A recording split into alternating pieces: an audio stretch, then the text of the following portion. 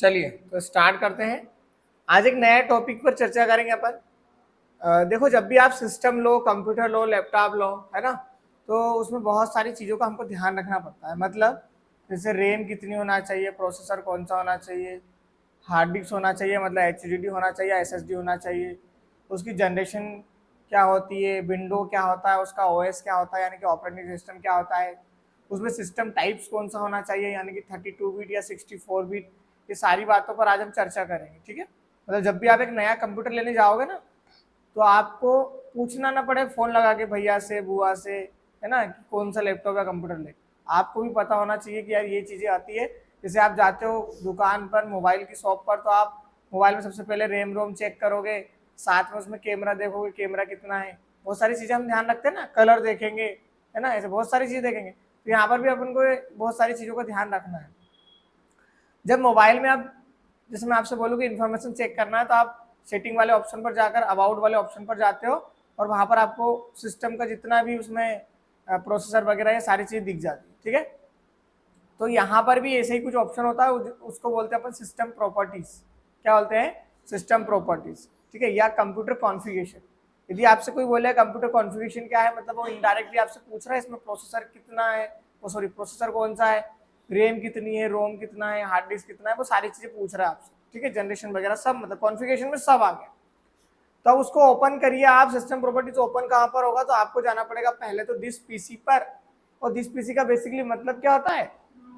My computer. यानी कि आपके मोबाइल में क्या होता है, पिक्चर में वो फोटो फाइल मैनेजर होता है, सेम यहाँ पर वो चीजें होती है। फाइल मैनेजर में हम, हमारे पास सारे फोल्डर दिखते हैं ना, ए टू जेड जितनी भी हमारे पास डाटा हो, सेम यहाँ पर भी वही चीजें। तो आपको पहले दिस पीसी ओपन करना पड़ेगा। और दिस पीसी ओपन करने के लिए सिंपल सा तरीका है, या तो यहाँ पर कंप्यूटर का लोगो दिखे या दिस पीसी लिखा हुआ दिखे तो उस पर क्लिक कर देना, अदरवाइज सर्च पर जाना, यहाँ पर सिंपल लिख देना दिस पीसी, ठीक है। जैसे दिस पीसी लिखोगे इस टाइप से ऑप्शन आ जाएगा और ओके कर देना, है ना। एक चीज और याद रहे कि ये जो हम विंडो भी चला रहे हैं वो विंडो 10 है, ठीक है। इससे बड़ा विंडो 11 आता है। यदि आप विंडो 7 चला रहे हो तो कभी जब उसमें दिस पीसी में लिखा हुआ, मतलब दिस पीसी लिखोगे तो नहीं आएगा, तो वहां पर लिख देना आप माय कंप्यूटर। क्या लिखोगे? माय कंप्यूटर, ठीक है। इस फाइल को हमने ओपन करा और इसको जैसे ही हम ओपन करेंगे, यहाँ पर देखो इस टाइप से आपको ऑप्शन दिखेंगे। ये जो लिखा ना आनंद कंप्यूटर अकेडमी, इस डिस्क का नाम है, ड्राइव का नाम, जैसे आपका वो फाइल मैनेजर होता है ना, सेम यहाँ पर इसको आप ओपन करो। ओपन करा और यहाँ पर बहुत सारे फोल्डर रहते हैं ना, ये सारे फोल्डर वही है। मतलब हम यहाँ पर सारा डाटा, जितना हमको डाटा चाहिए उतना रख सकते हैं। जैसे आप अलग से मेमोरी कार्ड आप जब लगाते हो मोबाइल में, तो यहाँ पर आपको अलग से वो फाइलें दिखती है, ठीक है, मतलब अलग से दिखेगा ना। आप फिर उसमें जाओगे तो मेमोरी कार्ड में आप अलग डाटा रख सकते हो और इसमें डाटा अलग रख सकते हो। तो आपको क्या करना है कि जैसे मान लीजिए आपने 2-3 डिस्क बना ली, है ना, 2-3 डिस्क जैसे बना ली। जैसे अभी फिलहाल में मैं आपसे बात करूँ, अभी कितनी डिस्क यहाँ पर 118 जीबी की हार्ड डिस्क है। अब देखो, अब मैंने आपसे बोला 118 जीबी और हार्ड डिस्क या एसएसडी हम कैसा पता लगाए, तो ये 118 जो है ना, 118 जीबी की कोई सी हार्ड डिस्क होती नहीं है और एसएसडी भी नहीं होती। तो फिर क्या होता है, तो सबसे पहले सबसे छोटी हार्ड डिस्क की अपन एसएसडी की बात करें तो 64 जीबी की, पहले एसएसडी की बात कर लेते हैं, फिर हार्ड डिस्क की बात करेंगे, ठीक है। मैंने कल आपको हार्डवेयर अपन जब पढ़ रहे थे, मैंने आपको बताया था ना कि एसएसडी क्या होता है, हार्ड डिस्क क्या होता है। इसका कंपेयर अपन और मंडे वाली क्लास में देख लेंगे, ठीक है। तो जो एसएसडी होती है ना, जो आपकी एसएसडी होती है, वो सबसे छोटी जो एसएसडी आती है वो कौन सी आती है? 64 जीबी की। कितने जीबी की? 64। फिर इसके बाद में आता है आपका 120 जीबी की। फिर उसके जस्ट बाद में आता है 128 जीबी की। और उसके बाद में आता है फिर 256 जीबी की, ठीक है। फिर उसके बाद में आता है 300, सुनो तो बात सुनो, 320 जीबी की। और उसके बाद में आता है 512, ठीक है। मतलब आपको थोड़ा कंपेयर करना पड़ेगा। जैसे जैसे मान लीजिए मैंने 64 जीबी का आपको बोला, तो यहाँ पर 64 जीबी आपको पूरा पूरा स्टोरेज नहीं दिखाएगा। जैसे अभी यहाँ पर 118 देखा हमने, पर 118 जीबी की एसएसडी होती नहीं, ठीक है। आपको कंपेयर करना पड़ेगा। जैसे आपके मोबाइल में 464 मैंने बोला रैम रोम है, तो आप पूरा 64 जीबी का डाटा उसमें नहीं रख सकते। उसमें आप 57, 59 या 58 जीबी के समथिंग आप डाटा रख सकते हो। मतलब वो 64 कंपेयर करने के लिए है, बैलेंस बनाने के लिए, ठीक है, पर ऐसा एक्चुअल में होता नहीं। बात समझ में आ गई आपको? जैसे यहाँ पर 118 है तो आपको 4-5 या 8 जीबी आपको एक्स्ट्रा इसमें जोड़ना पड़ेगा। यानी कि इसमें जो SSD लगी हुई है वो 128 जीबी की लगी हुई है, पर मेरे को यहाँ पर 100 कितना कर रहा है, 118। बात समझ में आ गई। 128 जीबी की SSD लगी, पर मेरे को कंपेयर करने के लिए यहाँ मतलब 128 की लगी है, पर कंपेयर अभी यहाँ पर क्या दिखा रहा है, 118। यानी कंपेयर करने के लिए हमको एक्स्ट्रा बोलना पड़ता है। तो 64 जीबी याद रखना, 120 जीबी, 128, 256, 512। और जीबी से बड़ी यूनिट क्या होती है, टीबी। सबसे देखो सबसे छोटी यूनिट की अपन बात करें, यूनिट का मतलब डाटा को नापने की इकाई। जैसे अपन बात करें ना शक्कर की, तो मैं आपसे बोलूंगी 1 लीटर शक्कर लिया हो या 1 किलो शक्कर लिया हो, सेंटेंस कौन सा सही है, क्योंकि केजी में नापते हैं ना उसको, लिक्विड नहीं है वो, लिक्विड फॉर्म में होता तो हम उसको लीटर बोलते या मिलीलीटर बोलते, जो भी है, ठीक है। पर वो क्या है, सॉलिड है ना आपका, यानी कि अपन उसको वो समझ गए ना, जो भी है, चलो ठीक है। वो जो लिक्विड फॉर्म है उसको अपन लीटर वगैरह नापेंगे। यहाँ पर डाटा की भी यूनिट सेम है। जैसे आपको डाटा को नापना है तो उसकी बहुत सारी मल्टीपल्स यूनिट होती है। जैसे अपन जैसे वो केजी बोलते हैं, फिर उससे बड़ा वो होता है ना 100 किलो को और कुछ बोलते हैं ना, हाँ जो भी है। अरे नहीं अपन उसमें बात कर रहे हैं अपन सॉलिड फॉर्म में, ठीक है। तो जैसे आप अपन यूनिट की बात करें, यानी डाटा को नापने की इकाई की बात करें, तो सबसे जो यूनिट होती है उसको बोलते हैं बीट। क्या बोलते हैं, बीट। उससे जस्ट बड़ा यानी कि थोड़ा सा बड़ा यूनिट आता है बाइट। फिर उससे बड़ा जो यूनिट होता है उसको बोलते हैं अपन केवी। केवी से बड़ा जो यूनिट होता है आपका होता है एमबी, और एमबी से बड़ा यूनिट होता है जीबी। जीबी से बड़ा यूनिट होता है टीबी। टीबी से बड़ा यूनिट होता है पीवी, और पीवी से बड़ा यूनिट होता है ईवी। ईवी से बड़ा यूनिट होता है जेडबी। जेडबी से बड़ा यूनिट होता है वाईबी, और वाईबी से बड़ा यूनिट होता है ब्रोनोटोबाइट, और ब्रोनोटोबाइट यूनिट से बड़ा होता है जोब बाइट। यानी कि सबसे छोटी यूनिट बीट है और सबसे बड़ी यूनिट क्या है, जोब बाइट। और जोब बाइट मतलब बहुत ज्यादा मल्टीपल्स टाइम हम डाटा की बात कर रहे हैं, ठीक है। तो अभी हमको 2-3 चीजें याद रखना। एक तो केबी आपको याद होगा जनरली, ठीक है। एमबी भी याद होगा, जीबी भी याद होगा। आप टीबी याद करने की कोशिश करो, क्योंकि टीबी हमको बहुत ज्यादा है। टीबी और टीवी में अंतर है। एक टीवी में होता है टेराबाइट और एक टीवी में होता है टेलीविजन। वो टीवी जो देखते हैं वो टीवी है, टीवी, वी फॉर वैन, वो अलग है, ये वी फॉर बॉल है। क्लियर है ना। तो हम इसकी बात कर रहे हैं, केबी, एमबी, जीबी और टीवी। ये याद रखना, टीवी। टीवी में इसलिए बोल रहा हूँ क्योंकि बार बार टीवी देखने को मिलेगा यहाँ, है ना। तो हमने देखा सबसे छोटी एसएसडी क्या होती है, 64, 120, 128, 256, 512, 1 TB, 2 TB, 4 TB, 6 TB, 8 TB, ऐसे बहुत सारी एसएसडी भी आती है। पर देखो भैया एसएसडी जो है वो थोड़ी सी कॉस्टली है, यानी कि महंगी है, ठीक है। तो इसके कंपैरिजन मतलब इससे पुराना वर्जन जो आता था वो होता था हार्ड डिस्क, यानी कि एचडीडी, हार्ड डिस्क ड्राइव, ठीक है। अब हार्ड डिस्क ड्राइव का क्या सिस्टम है, तो 80 जीबी का मिलेगा आपको, 120 जीबी का मिलेगा, 160 जीबी का मिलेगा, 250 जीबी का मिलेगा, 320 जीबी का मिलेगा, 500, 1 TB, 2 TB, 4 TB, 6 TB, 8 TB, 10 TB, 12 TB, 16 TB, ठीक है, 20 टीबी, इस टाइप से बहुत सारी आती है उसमें भी हार्ड डिस्क, ठीक है। तो याद रखना 80 के बाद में क्या बोलो ना, एक 80 के बाद में 120, 160, 250, 320, 500, 1, 2 और फिर ऐसे बोलते जा। बात समझ आ गई। आपको कंपेयर करना पड़ेगा। कंपेयर का मतलब ये है कि एक्स्ट्रा अपन को एक्स्ट्रा चीजें लगाना पड़ेगा। बाई चांस मान लीजिए इसमें 110 दिखाता तो हार्ड डिस्क में कितने जीबी की मानता, या 112 दिखाता तो कितने जीबी की मानता, आपको एक्स्ट्रा बोलना पड़ेगा। यानी कि हमको पता है यार 120 की होती है तो हम 120 बोलेंगे। यदि 150 दिखा रहा, 145 दिखा रहा है तो आपको क्या बोलना है, 160, 160, ठीक है। या 240 दिखा दिया, 250 दिखा दिया तो 250 में 250 हो जाएगा, पर 250 दिखाएगा नहीं, 240, 235, 238 टाइप से दिखाएगा। तो आपको कंपेयर करना पड़ेगा 250 है, मतलब मानना पड़ेगा आपको, एक्स्ट्रा बोलना पड़ेगा। आप पेन ड्राइव लेना 64 जीबी की मोबाइल में लगाना, 64 जीबी का डाटा जाएगा ही नहीं। 56, 57, 58 तीनों चारों कंडीशन में से मतलब 6 से 7 जीबी कम डाटा होगा आपका। मोबाइल में देख लो आप, आज आपको ऐसा लगे था मोबाइल में देखना, ठीक है। 100 यदि आपका 128 या ऐसा होता ना, 6 128 मोबाइल आता ना, तो उसमें 112, 114 जीबी का ही डाटा आएगा आपका, ठीक है। क्योंकि जो एक्स्ट्रा चीजें हैं, जो आपका मोबाइल का ऑपरेटिंग सिस्टम वर्क कर रहा है, ऐसा नहीं है कि उसमें पूरी मेमोरी नहीं है, जो पूरा वर्क करने के लिए जो पूरा सिस्टम बनाया उसमें कुछ मेमोरी चले जाती है, ठीक है। तो यहाँ पर ये क्या जो लिखा है ना आनंद कंप्यूटर एकेडमी, ये एक्चुअल में है क्या, हार्ड डिस्क हो सकती है या फिर एसएसडी हो सकती है। अब आपके दिमाग में वो पिक्चर हो रही होगी कि सर इसका पता कैसे लगाएं कि हार्ड डिस्क या एसएसडी। तो अभी तो फिलहाल में आपको पता लगाना पड़ेगा, सीपीयू को अंदर देखना पड़ेगा कि इसमें एसएसडी लगी है या फिर हार्ड डिस्क, ठीक है। इसका एक और तरीका है पर वो अभी बहुत ज्यादा अपन को अंदर जाना पड़ेगा और फिर वो एक्स्ट्रा चीज हो जाएगी, तो इसलिए अभी रहने दो, ठीक है। अभी तो याद रखो। अब देखो एक ही हार्ड डिस्क में आप 2-3 पार्टीशन कर सकते हो। जैसे मान लो ये एक हॉल है, मैं 2 दीवार और लगा दूंगा तो ये 3 कमरे बन जाएंगे। 3 कमरे बनने से जगह बढ़ रही है क्या, जगह तो उतनी है पर आपने पार्टीशन कर दिया वहां पे। सेम चीज है यहाँ पर है, हार्ड डिस्क उतनी है आपके पास पर आप पार्टीशन उसमें कर सकते हो। पार्टीशन का मतलब ये कि भैया एक में हमारा ऑफिस का डाटा रख लेंगे, एक में हमारा कंप्यूटर का डाटा रख लेंगे, कोचिंग वगैरह का डाटा रख लेंगे, इस टाइप से। बात समझ में आ गई, ठीक है। चलिए तो ये हमारा क्या हो गया, स्टोरेज डिवाइस हो गया। अब स्टोरेज डिवाइस में एसएसडी भी हो सकती है और एचडीडी भी हो सकती है, क्लियर है, वेरी गुड। और कितने जीबी का है, 180 यानी कि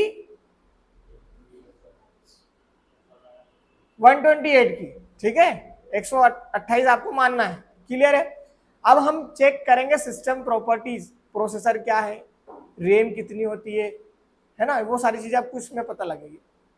इसके लिए सिंपल आपको दिस पीसी पर क्लिक करना है, देन यहाँ पर लिखा हुआ है कंप्यूटर, इस पर जाना और बढ़िया यहाँ पर क्या लिखा है सिस्टम प्रॉपर्टीज यानी कि कंप्यूटर कॉन्फ़िगरेशन, इस पर क्लिक कर देना। कर दोगे ना क्लिक, कोई खास बात नहीं है। या फिर आप विंडो के साथ में पॉज ब्रेक बटन प्रेस करिए, ठीक है, विंडो के साथ में पॉज ब्रेक, ये क्या बोलते हैं कीबोर्ड दिख रहा है ना, ठीक है, विंडो के साथ में पॉज ब्रेक ये कॉर्नर वाली बटन है, यहाँ पर लिखा हुआ है, आप देखना नेविगेशन की जानते हो ना, उसमें पॉज ब्रेक लिखा हुआ, ठीक है। तो इस टाइप से ओपन करना हो जाएगा। जैसे विंडो ई से क्या होता है, माय कंप्यूटर ओपन होता है ना, जैसे अभी दिस पीसी ओपन करा विंडो ई कर देना। सेम यदि सिस्टम प्रॉपर्टीज ओपन करना है तो विंडो पॉज ब्रेक, ठीक है। चलिए यहाँ पर डिवाइस स्पेसिफिकेशन यानी कि कॉन्फ़िगरेशन, ठीक है, उसमें जितनी भी चीजें हैं सब यहाँ पर बता देगा आपको। चलिए अब यहाँ पर अपन थोड़ा चेक करेंगे क्या सिस्टम है। देखो फर्स्ट नंबर पर लिखा है डिवाइस नेम, आपने कोई काम का नहीं, डिवाइस का नाम मैं कुछ भी रख सकता हूँ, XYZ मेरा मन जो होगा वो रख सकता हूँ, तो मेरे काम का नहीं है।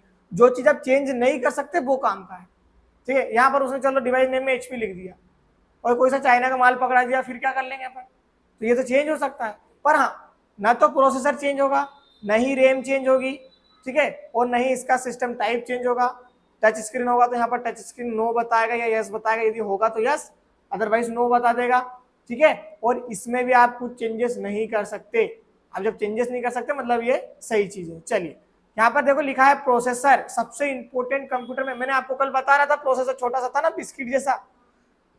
यदि कंप्यूटर में कोई सबसे महंगी चीज होती है तो वो होता है प्रोसेसर, क्लियर है। अब देखो यहाँ पर लिखा है प्रोसेसर, अब इंटेल लिखा है कोर और ब्रैकेट के अंदर TM लिखा है, फिर लिखा है i3 और 3220 और कुछ नंबर्स लिखे हैं, है ना। अभी पहले हम एक एक से इसको सबको समझेंगे। देखिए जनरली देखो प्रोसेसर तो बहुत सारी कंपनियां बनाती, मैं आपसे बोलूँ कि बाइक की कौन कौन सी कंपनी आती है, आप बोलो बजाज आता है, हीरो आता है, होंडा आता है, और भी बहुत सारी चीजें आती है ना बाइक मतलब, और उसके अंदर भी बहुत सारे मल्टीपल आइटम है।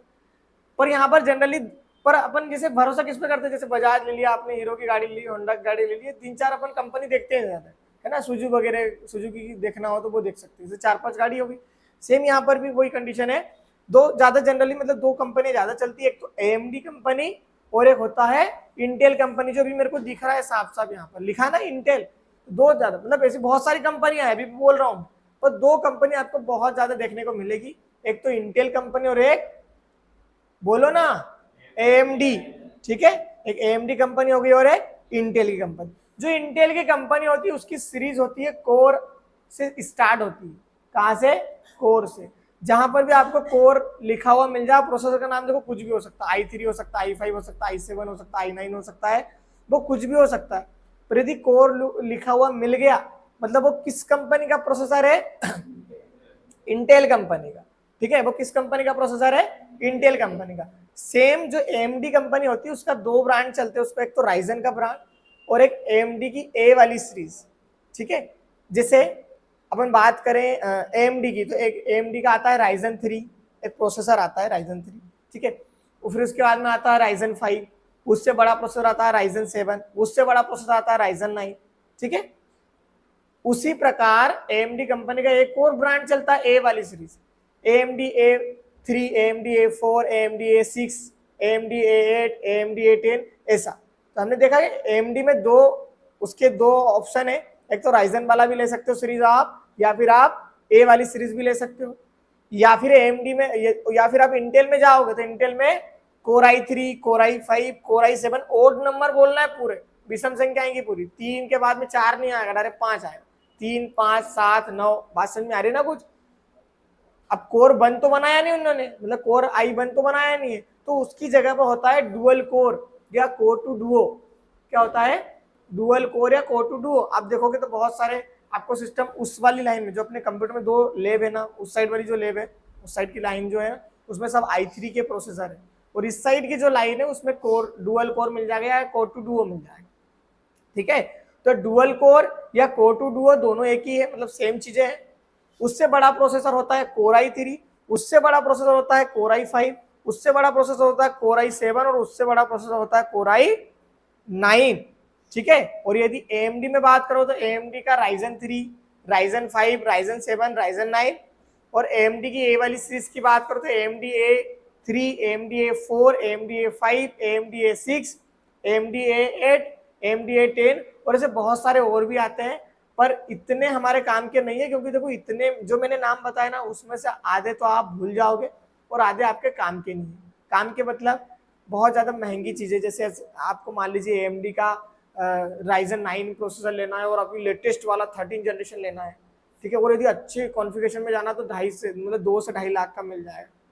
अब इतना महंगा अपन लैपटॉप लेंगे नहीं। यदि अपन सस्ती कंपनी में जाएंगे वही वाली में, तो आपको फिर भी बजट लगभग आपको 80 से 1 लाख रुपए का रखना पड़ेगा, वो भी अपन नहीं लेंगे। अपना बजट होना चाहिए 40-50 हज़ार रुपये, बहुत होता है।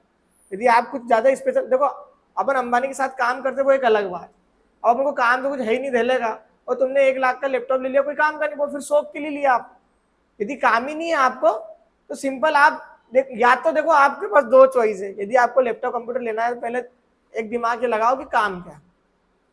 काम हमको ये सर, हमने जो पढ़ रहे हैं उसका रिवीजन हमको घर करना है, तो ये कोई बहुत बड़ी बात नहीं है, ठीक है। जब रिवीजन करना तब छोटा सा लैपटॉप लो, है ना। लैपटॉप छोटा सा मतलब साइज छोटा नहीं होता, प्रोसेसर छोटा ले लो, और पुराना ले सकते हो आप, ओल्ड लैपटॉप भी लोगे चलेगा। देखो 15-20 हज़ार रुपये बहुत होता है, ठीक है, अपने लिए तो बहुत होता है। 15-20 हज़ार का आप सेकेंड हैंड लैपटॉप लो, और वो भी बहुत चलते हैं, क्योंकि आपको बहुत बड़ा काम नहीं है। अब उस पुराने वाले को जब आप बेचोगे, यदि 5 हज़ार रुपये कम में भी जाएगा तो कोई दिक्कत नहीं, पर यदि आपने नया 50 हज़ार रुपये का लैपटॉप लिया और 2 साल बाद उसको बेचोगे तो आधी कीमत बेसी हो जाएगी। अरे लैपटॉप लेके आना और फिर कल उसको ही देने जाना, उतने में रखेगा ही नहीं, ये आप भी जानते हो, ठीक है।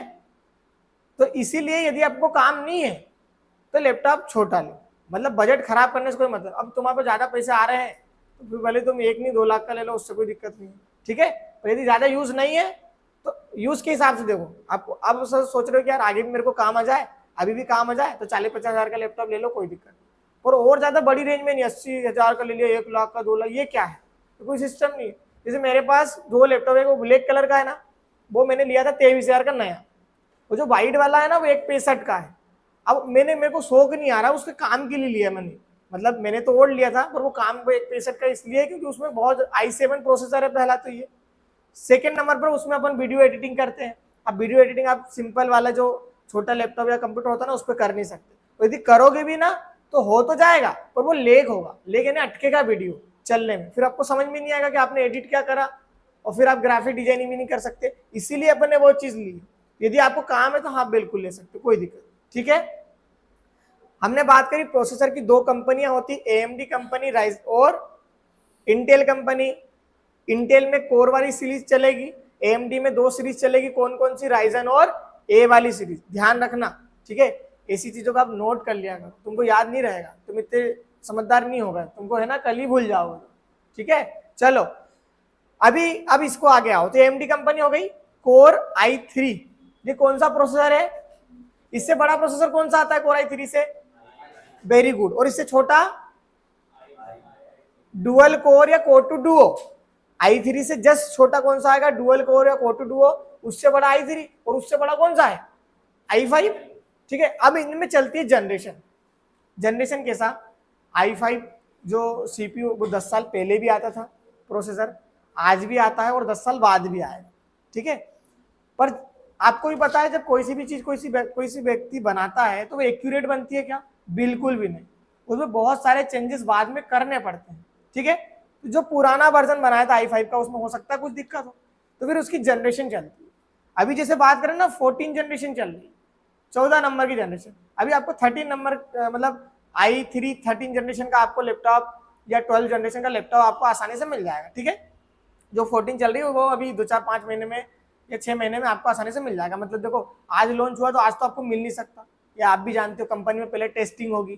टेस्टिंग का मतलब जो उन्होंने बनाया वो सही है कि नहीं पहले वो भरोसा तो करें फिर दूसरों को देंगे। ठीक है, इस टाइप से।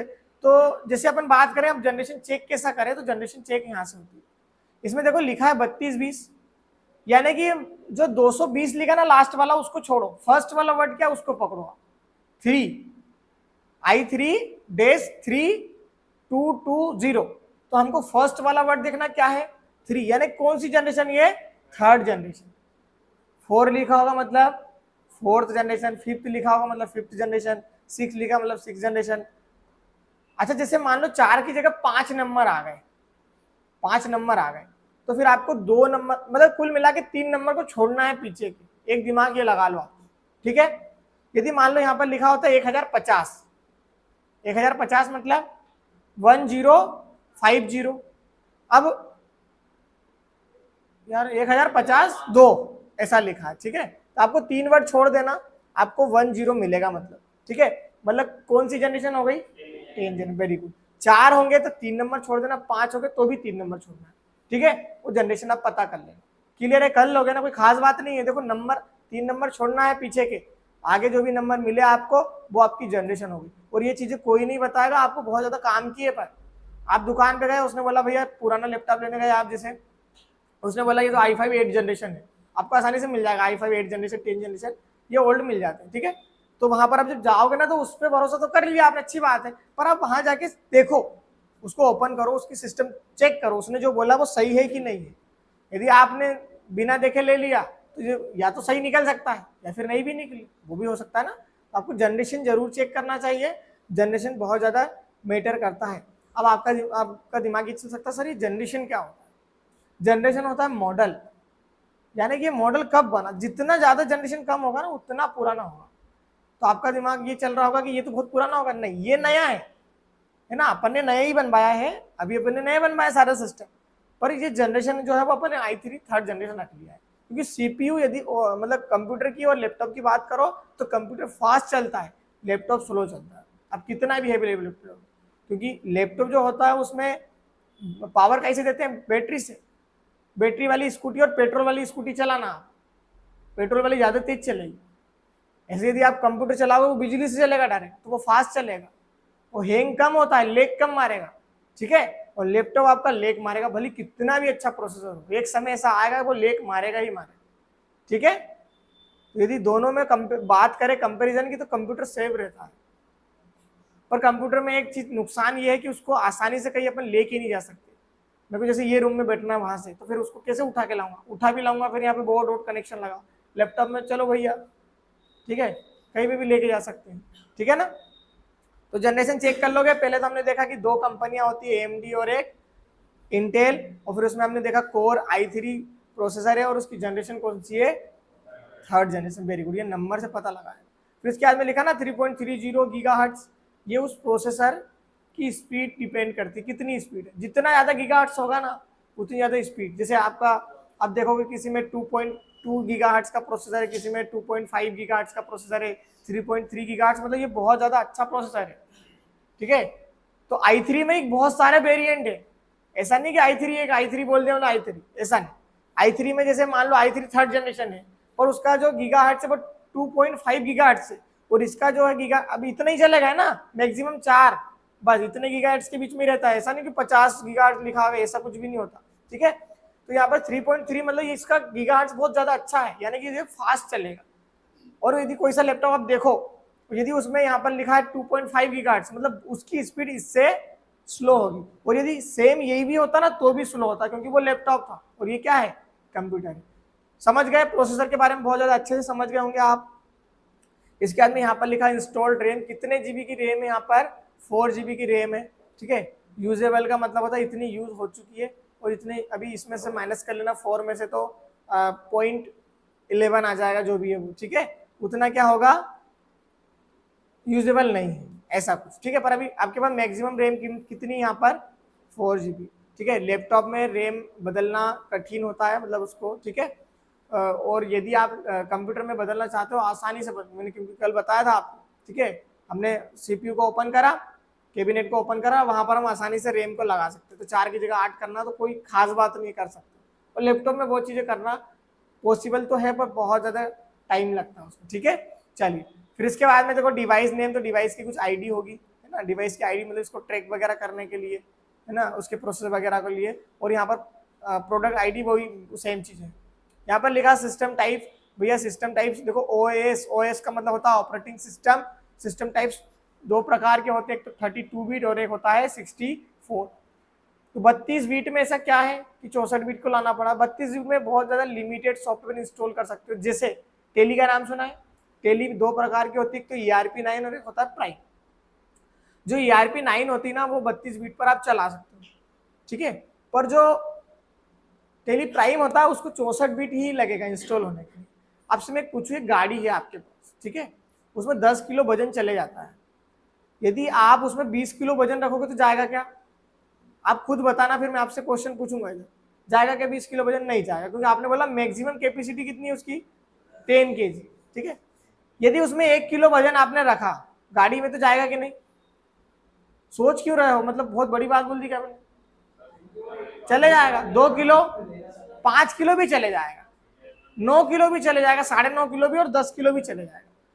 अब टॉपिक पर आओ, मैं ऐसा एग्जांपल इसलिए देता हूं तुम्हारा दिमाग चल जाए, है ना, तो मेरे को कोई मजा नहीं आता, ठीक है। अब इधर आओ, टेली ERP9 मैंने क्या बोला, 32 बीट पे चल जाता है, तो टेली ERP9 64 बीट पे चलेगा कि नहीं, चलेगा, तो क्यों चलेगा, और नहीं चलेगा तो क्यों नहीं चलेगा, बताओ।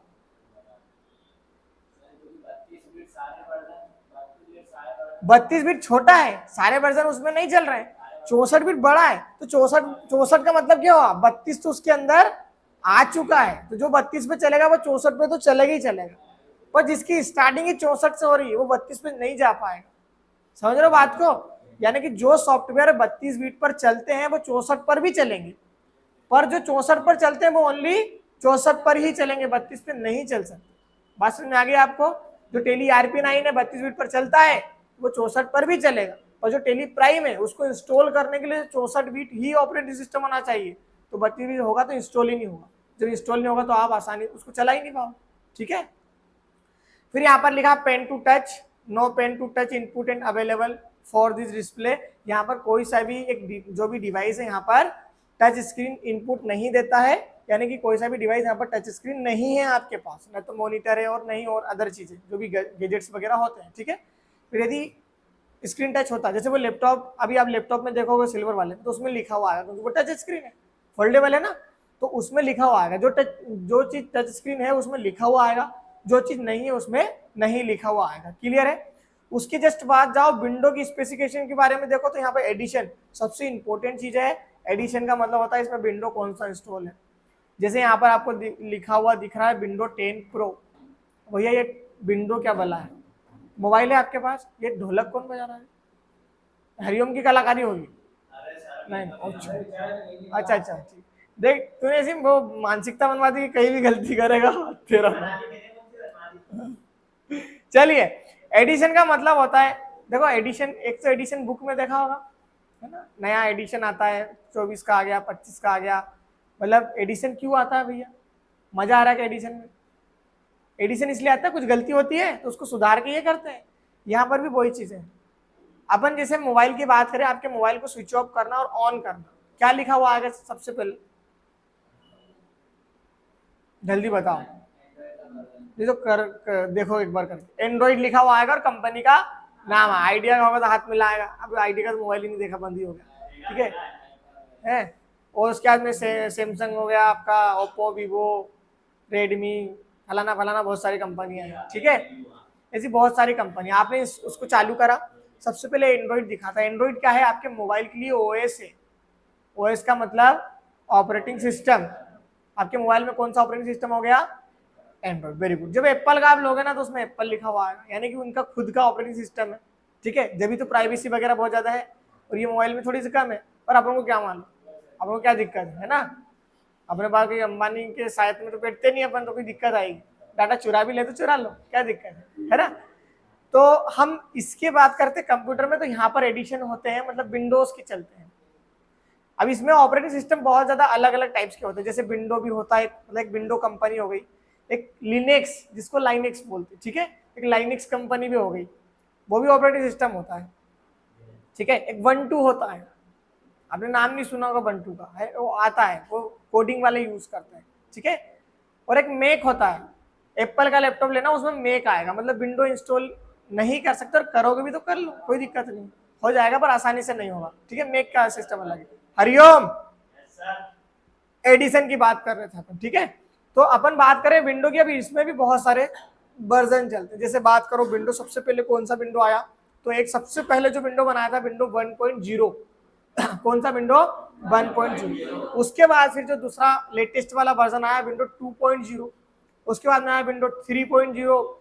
फिर विंडो एक 98 में आया, तो एक विंडो सॉरी 89 में आया, तो विंडो 89 नाम रख दिया, ठीक है। एक विंडो 98 में आया तो विंडो 98 नाम रख दिया। एक विंडो 2000 में आया, 2000 में आया तो विंडो 2000 रख दिया।